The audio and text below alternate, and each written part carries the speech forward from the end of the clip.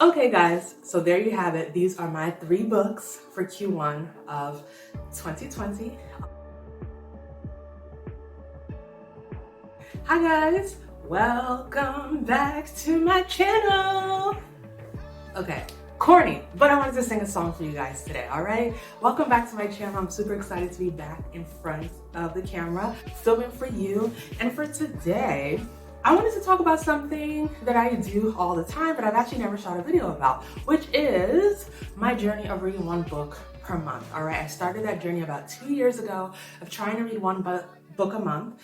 2 years ago, I did not quite reach that goal. I think I read 7 or 8 books that year, but last year, I hit the goal and I read 12 whole books in that year, and I'm continuing that this year, all right? And I'm super excited because I believe there's so much knowledge that you can get from any book. Obviously, there's a lot of knowledge that you can get from school and courses, but just reading about other people's journeys, reading about other people's research can give you a lot of knowledge. And a lot of times, even though some of the topics may not be directly related to what I do get ideas, and I do get ideas from the combination of knowledge that I get from lots of different books. I believe that the knowledge helps me to be more decisive, helps me to make decisions, and helps me overall, not just in business, but in life in general, all right?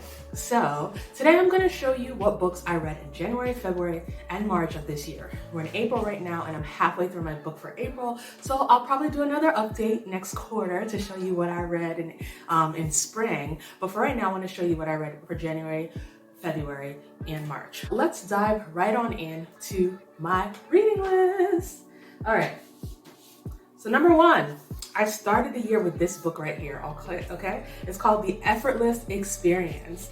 It may seem kind of vague, but this is a book that's all about customer service, right? And that is it really should be the goal of customer service, to make the experience effortless. I love this book because even though the book really focuses on call centers, which we don't have a call center as a wedding planner, right? And many of you may not have a call center in your business.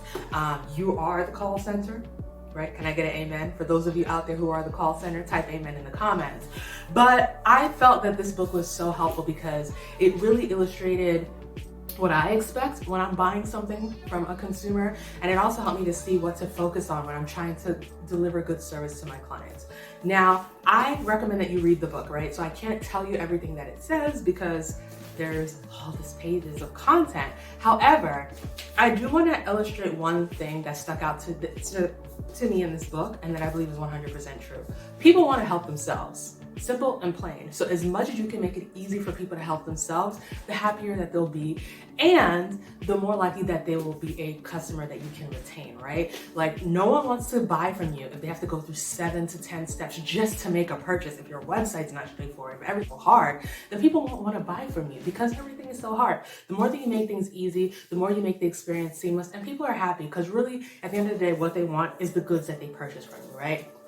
We've all had that experience where you're talking to someone and they're so kind and polite on the phone, but they're not helping you get anything done. And it's so frustrating, right? Because of course I want people to be nice to me, but what I'm calling for is to get something completed. And this book shows you how you can incorporate that more in your business. There's lots of research, lots of case studies, which are helpful. And I really enjoyed reading this book. And I hope that everybody that I ever buy from in the future buys and reads this book, because all I can say is that just about every business can use the tips that are shared in this book, all right? So that's number 1, The Effortless Experience, which is a book about customer service, specifically for businesses, all right? Buy it. Oh, and by the way, the authors are Matthew Dixon, Nick Tommen, and Rick DeLisi. If you're looking for any of these books, I will be sharing them in the description as usual. And I have all of my recommended reading books available on Amazon, and a link to where you can browse all of my recommended readings in general is also going to be in the description, so don't worry. Now, book number 2 of the year is Everyday Millionaires by Chris Hogan. Now, I love this book. First of all, Chris Hogan is he always has so much energy. For those of you out there, if you've ever taken the course Financial Peace University, it's an excellent course. It's by Dave Ramsey, and it's an excellent course which I took through my church, but you don't have to be a member of the church or anything to take the course. Dave Ramsey, of course, has a podcast, and Chris Hogan is one of the people who frequents the podcast and frequents the videos with tips.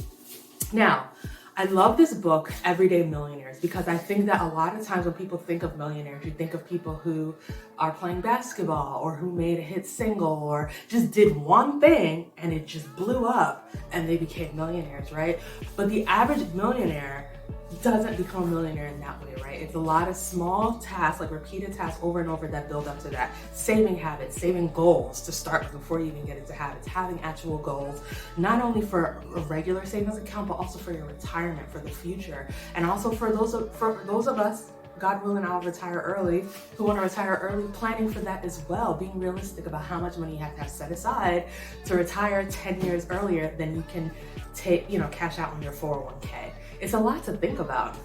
And I think this book breaks it down excellently and shows us how regular people, the vast majority of the people in this book did not even make 6 figures a year, but how regular people were able to become millionaires by mid-age or especially by retirement, just by their habits and just by that forward thinking. And I think it's an excellent book because I think it's something that we can all use. And it doesn't mean that you never buy anything and you never enjoy your life, but just, for being a forward thinking person. I also love the fact that Chris Hogan talks about the fact that he grew up on a farm and he understood the value of hard work and how that's helped him to become a millionaire and to empower other millionaires, right? And that, being a millionaire doesn't mean you're just lazy and inherited money.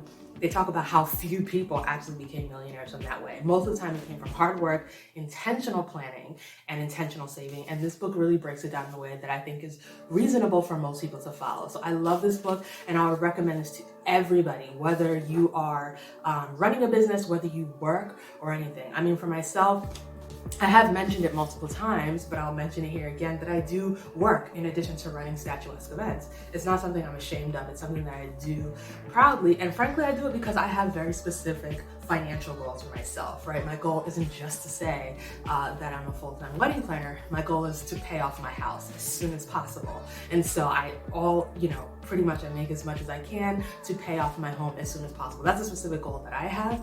And, I don't want to chase a fantasy that one day I'll get a client that pays me $1 million and I'll become rich.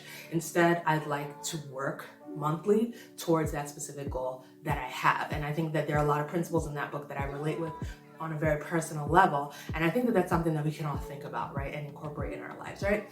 So that is it for book number 2. Now on to book number 3 of the year, all right? The Purpose-Driven Church by Rick Warren.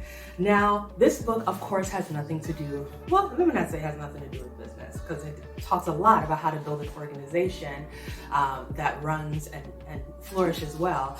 But I read this book because, for those of you who don't know, I'm very active in my ministry, right? In the church that I attend, I am in ministry, and we were all reading this book together as leaders of Ignite JHDC. Shout outs to them. I'm going to put a link in the description where you can find out more about what we do in our church. But we are, looking for ways to serve people better and to draw more people to Christ. That is the ultimate goal of any church, is to draw more souls to Christ. And this book helps to break that down, right?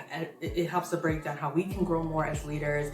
It helps to break down how we can build a solid leadership structure, including volunteers, including multiple levels of leadership, which I think translates to business as well, especially, depending on how you read it. And it's just really an excellent book. So for anyone who volunteers in any kind of organization or in a church especially, I would definitely highly recommend it. This is definitely the thickest book of all the books that I read, and the longest. It took me the longest to get through it, but it was an excellent read, and I got some really great action items from it. All right, so as a reminder, my reading list is not all about business. It's about a variety of things. Sometimes it's about love and relationships. It's about clearing your mind, lifestyle type of topics. So I will be back again next quarter, and I'll share with you the books that I've read over the next quarter as well. But that's what I've read so far. Okay, guys, so there you have it. These are my 3 books for Q1 of 2020 that I read and I really enjoyed and that really enriched my life, and that I recommend that you go out and take a look at as well. All right, now without any further ado, I just want to remind you that I would love for you to subscribe to my channel and be part of my journey to continuing to build my business, continue to work on my finances, lifestyle, all that good stuff, right? I want you here. I want you to learn, and I post a new video every single Thursday, so I'd like for you to make sure you subscribe. That way every time I post a new video, all right? Also, make sure you share this with a friend, and check out some of the old videos that will be shown to you in the next screen. As usual, I'm truly, truly grateful that you always choose to take this journey with me, hear what I have to say, and hear all the things that I'm sharing as I continue to grow. And I hope that it's helping you through this period, while we're quarantined, while we're figuring out what's next. I really hope these books are helpful for you, and I hope that this content really helps you, all right? So thank you so much again for tuning in. Check out some of the videos on the next screen, and I can't wait to see you again next week, Thursday.